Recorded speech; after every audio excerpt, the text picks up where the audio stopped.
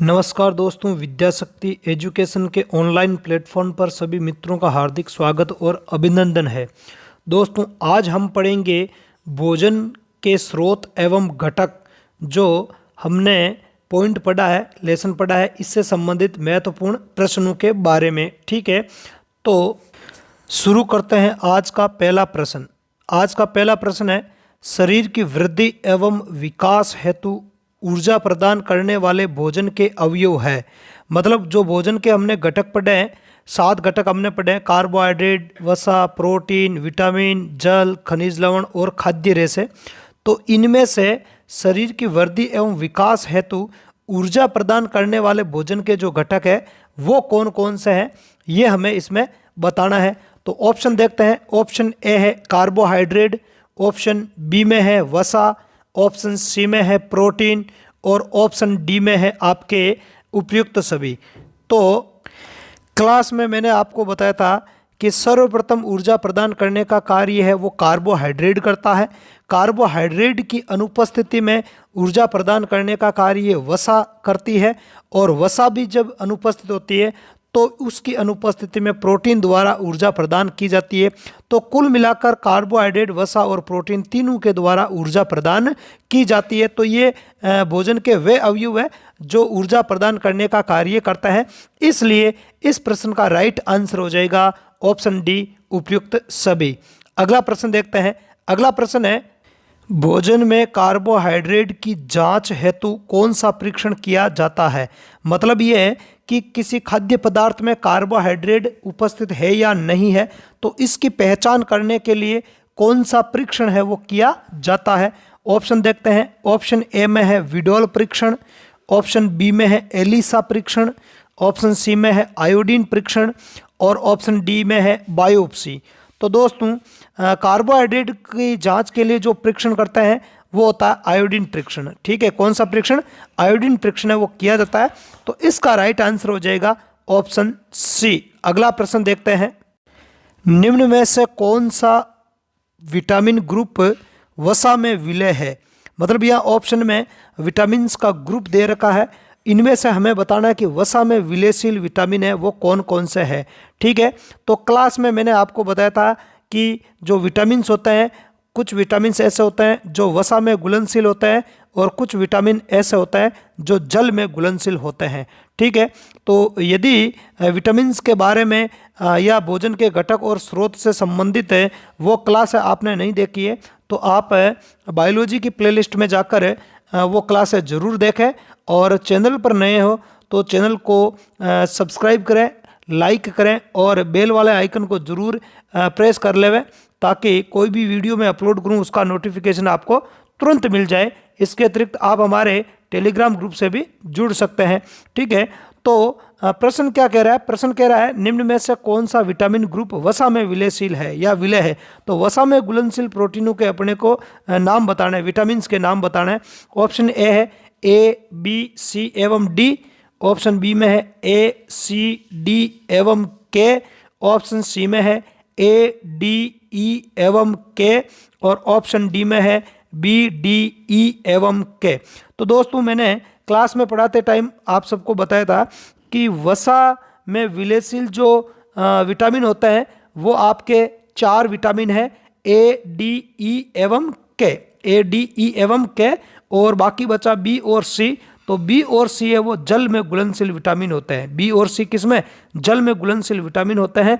तो इसका जो राइट आंसर है वो हो जाएगा ऑप्शन सी, ए, डी, ई एवं के। अगला प्रश्न देखते हैं। अगला प्रश्न है, भोजन में किस पोषक तत्व की कमी के कारण क्वाशिओरकोर रोग होता है। ऑप्शन ए है कार्बोहाइड्रेट, ऑप्शन बी है वसा, ऑप्शन सी है प्रोटीन और ऑप्शन डी है विटामिन। तो दोस्तों, क्लास में मैंने आपको बताया था कि प्रोटीन की कमी से मुख्यतः 2 प्रकार के रोग होते हैं, एक तो क्वाशिओरकोर और एक होता है मेरस्मस रोग। ठीक है, तो यहाँ पर जो आंसर है वो हो जाएगा आपके ऑप्शन सी राइट हो जाएगा, प्रोटीन की कमी से, है ना। क्वाशिओरकोर रोग है वो प्रोटीन की कमी से होने वाला रोग है। अगला प्रश्न देखते हैं। थायराइड की अत्यधिक वृद्धि किसकी कमी के कारण होती है। ऑप्शन ए है कार्बोहाइड्रेट, ऑप्शन बी है वसा, ऑप्शन सी है प्रोटीन और ऑप्शन डी है आयोडीन। तो दोस्तों जब भोजन में आयोडीन पोषक तत्व की या खनिज तत्व की कमी हो जाती है तो थायराइड ग्रंथि है वो फूल जाती है, उसकी अत्यधिक वृद्धि हो जाती है। ठीक है, फूलने के कारण है गला है वो फूल जाता है और नीचे की तरफ लटक जाता है। इस स्थिति को अपन गाइटर या गेंगा रोग कहते हैं। क्या कहते हैं? गाइटर या गेंगा रोग कहते हैं। तो आयोडीन की कमी से थायराइड ग्रंथि वो अत्यधिक वृद्धि करती है। तो इसका राइट आंसर है वो हो जाएगा ऑप्शन डी। अगला प्रश्न देखते हैं। अगला प्रश्न है जंक फूड के सेवन से कौन सा रोग होता है? तो जंक फूड के सेवन से होने वाला रोग है, देखते हैं। ऑप्शन ए है क्वाशियोरकोर, ऑप्शन बी में है मेरिस्मस, ऑप्शन सी में है गाइटर या गलगंड रोग और ऑप्शन डी में है मोटापा। तो क्वाशियोरकोर और जो मेरिस्मस रोग होते हैं वो प्रोटीन की कमी से होने वाले रोग होते हैं और गाइटर रोग है वो आयोडीन की कमी से होने वाला रोग है।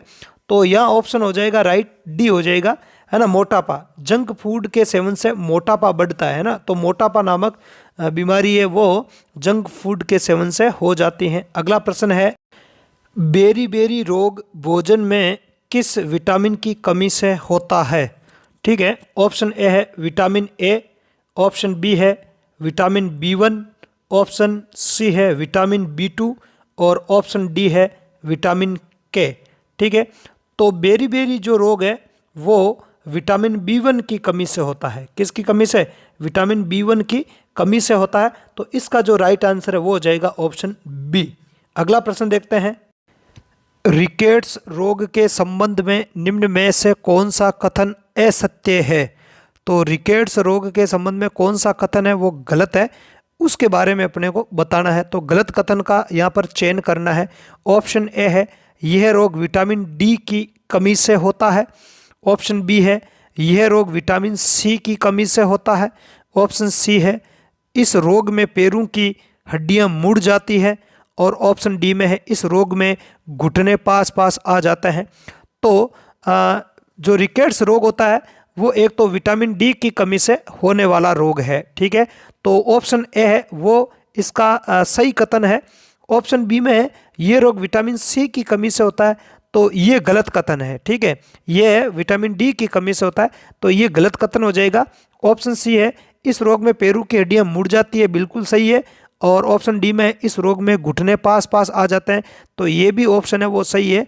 तो ऑप्शन ए, ऑप्शन सी और ऑप्शन डी है वो सत्य कथन है और अपने को इसमें बताना है असत्य कथन।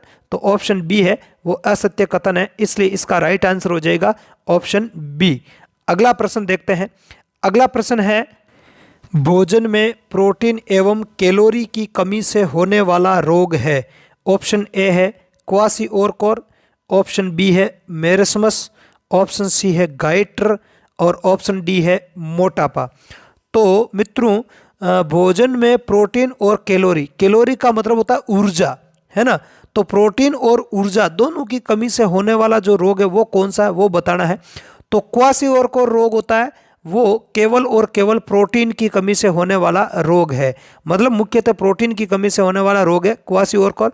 ऑप्शन बी है मेरिस्मस, तो मेरिस्मस रोग है वो प्रोटीन और कैलोरी दोनों की कमी से होने वाला रोग है। तो इसका राइट आंसर है वो हो जाएगा ऑप्शन बी। बाकी जो गाइटर रोग है वो भोजन में आयोडीन पोषक तत्व की कमी से होता है और मोटापा जो है वो जंक फूड के सेवन से होता है। किसके? जंक फूड के सेवन से, इसलिए इसका राइट आंसर हो जाएगा वो ऑप्शन हो जाएगा बी। ठीक है, अगला प्रश्न देखते हैं। अगला प्रश्न है पेलेग्रा रोग भोजन में किस विटामिन की कमी से होता है? ऑप्शन ए है विटामिन ए, ऑप्शन बी है विटामिन B1, ऑप्शन सी है विटामिन B3 और ऑप्शन डी है विटामिन सी। तो दोस्तों पेलेग्रा रोग जो है वो होता है अपने विटामिन B3 की कमी से होने वाला प्रमुख रोग है। तो इसका राइट आंसर है वो हो जाएगा ऑप्शन सी हो जाएगा विटामिन B3, है ना। मतलब पेलेग्रा रोग है वो विटामिन B3 की कमी से होने वाला प्रमुख रोग है। अगला प्रश्न देखते हैं। प्रोटीन कुपोषण से होने वाला रोग है। ऑप्शन ए मेरिस्मस एवं मोटापा, ऑप्शन बी है क्वाशियोरकोर एवं रतौंधी, ऑप्शन सी है रक्ताल्पता एवं मेरिस्मस और ऑप्शन डी में है मेरिस्मस एवं क्वाशियोरकोर रोग। ठीक है। तो मेरिस्मस रोग है वो ऑप्शन ए में देखते हैं। मेरिस्मस है वो प्रोटीन कुपोषण से होता है, लेकिन मोटापा है वो जंक फूड के सेवन से होता है, तो ये भी नहीं है ऑप्शन। ऑप्शन बी है क्वासिओरकोर एवं रोतोंदी। क्वासिओरकोर रोग है वो प्रोटीन कुपोषण से होता है, लेकिन जो रोतोंदी है वो विटामिन ए की कमी से होने वाला रोग है, तो ये भी इसका सही आंसर नहीं होगा। ऑप्शन सी में रक्ताल्पता, तो ये है आपके आयरन तत्व की कमी से होने वाला रोग है, और मेरिस्मस रोग है वो आपके प्रोटीन कुपोषण से होने वाला रोग है, तो ये भी राइट आंसर नहीं होगा। ऑप्शन डी में है मेरिस्मस एवं क्वासिओरकोर, तो मेरिस्मस और क्वासिओरकोर रोग है ये दोनों ही प्रोटीन कुपोषण से होने वाले प्रमुख रोग है, तो इसका राइट आंसर हो जाएगा ऑप्शन डी मेरिस्मस एवं क्वासिओरकोर। अगला प्रश्न देखते हैं। अगला प्रश्न है, कौन सा खनिज तत्व हीमोग्लोबिन के निर्माण में भाग लेता है? ऑप्शन ए है आयरन, ऑप्शन बी है आयोडीन, ऑप्शन सी है कैल्शियम और ऑप्शन डी है पोटेशियम। तो हीमोग्लोबिन के निर्माण में भाग लेने वाला जो खनिज तत्व है वो होता है आयरन, है ना, लोहा तत्व है वो हीमोग्लोबिन का निर्माण करता है। हीमोग्लोबिन के कारण ही हमारे रक्त का रंग है वो लाल होता है। यदि आयरन तत्व की कमी हो जाती है तो हीमोग्लोबिन का निर्माण नहीं हो पाता है, जिससे रक्ताल्पता की स्थिति उत्पन्न हो जाती है, तो इसका राइट आंसर हो जाएगा ऑप्शन ए। अगला प्रश्न देखते हैं। अगला प्रश्न है, 1 ग्राम कार्बोहाइड्रेट से कितनी कैलोरी ऊर्जा प्राप्त होती है? ठीक है, तो 1 ग्राम कार्बोहाइड्रेट से कितने किलो कैलोरी ऊर्जा प्राप्त होती है? ऑप्शन ए है 1 कैलोरी या 1 किलो कैलोरी, ऑप्शन बी में है 2 कैलोरी, ऑप्शन सी में है 3 कैलोरी और ऑप्शन डी में है 4 कैलोरी। तो याद रखना दोस्तों, 1 ग्राम कार्बोहाइड्रेट से 4 किलो कैलोरी ऊर्जा है वो प्राप्त होती है, तो इसका राइट आंसर है वो हो जाएगा ऑप्शन डी। अगला प्रश्न देखते हैं। अगला प्रश्न है, आहारीय रेशों खाद्य रेशों का महत्व है, मतलब जो रुक्षांश होते हैं या जो रेफेज या फाइबर होते हैं इनका हमारे शरीर के लिए क्या महत्व है? तो ऑप्शन देखते हैं। ऑप्शन ए है भोजन के पाचन में सहायक, ऑप्शन बी है भोजन को आंतों से चिपकने से रोकना, ऑप्शन डी है भोजन के पाचन के दौरान उत्पन्न विषैले पदार्थों का अवशोषण करना, और ऑप्शन डी है उपयुक्त सभी।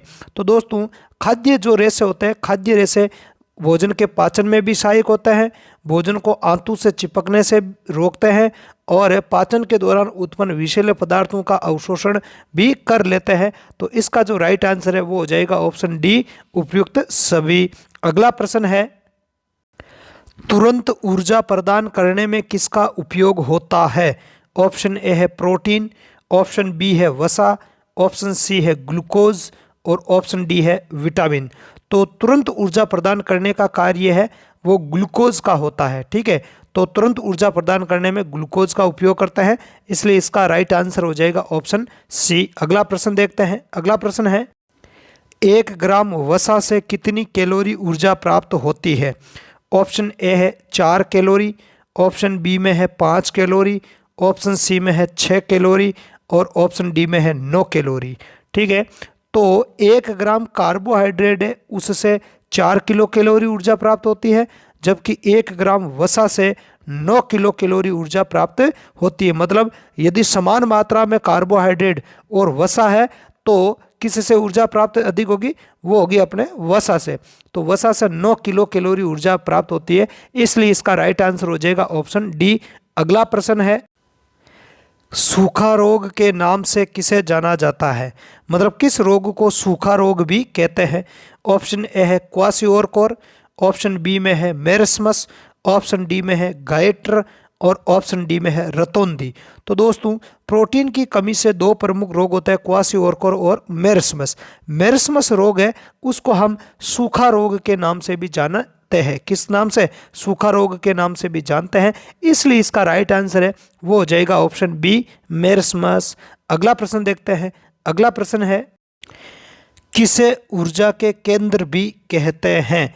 ऑप्शन ए है कार्बोहाइड्रेट, ऑप्शन बी है प्रोटीन, ऑप्शन सी है वसा और ऑप्शन डी है उपयुक्त सभी। तो दोस्तों, भोजन के जो घटक हमने पढ़े हैं, कार्बोहाइड्रेट, प्रोटीन, वसा, विटामिन, खनिज लवण, जल, खाद्य रेशे, इनमें से ऊर्जा के केंद्र है वो किनको कहा जाता है मुख्यतः? ठीक है, तो बात करें ऑप्शन ए में है कार्बोहाइड्रेट, ठीक है, ये भी ऊर्जा प्रदान करता है। ऑप्शन बी है प्रोटीन, ये भी ऊर्जा प्रदान करता है। ऑप्शन सी है वसा, ये भी ऊर्जा प्रदान करने का कार्य करता है। लेकिन ऊर्जा के केंद्र की यदि अपन बात करें तो ऊर्जा के केंद्र वो मुख्यतः किसको कहा जाता है? वसाओं को कहा जाता है। इसलिए इसका राइट आंसर है वो हो जाएगा ऑप्शन सी वसा। ठीक है, यदि आपको क्लास अच्छी लगी है तो इस क्लास को अपने दोस्तों में ज़्यादा से ज़्यादा शेयर करना है, और चैनल पर आप नए हो तो चैनल को सब्सक्राइब करना है, लाइक करना है और बेल वाले आइकन को ज़रूर प्रेस करना है, ताकि जैसे ही मैं कोई वीडियो अपलोड करूं उसका नोटिफिकेशन आपको हाथों हाथ मिल जाए। इसके अतिरिक्त आप हमारे टेलीग्राम ग्रुप से भी जुड़ सकते हैं, जिसका जो लिंक है वो चैनल के अबाउट सेक्शन में दिया हुआ है। तो इस क्लास में फ़िलहाल इतना ही, अगली क्लास में फिर मिलेंगे, तब तक के लिए धन्यवाद। जय हिंद।